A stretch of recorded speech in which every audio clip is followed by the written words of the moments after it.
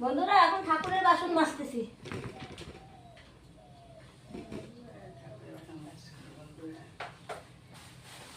আজকে বৃহস্পতিবার,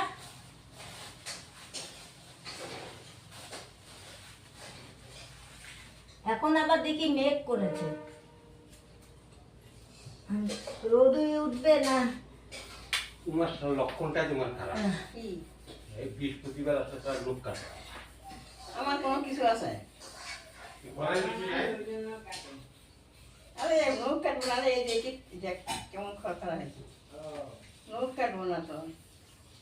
বৃহস্পতিবারে তো এই যে ঠাকুরের ঘর টর এগুলা সব মাজতে হয় বৃহস্পতিবারে।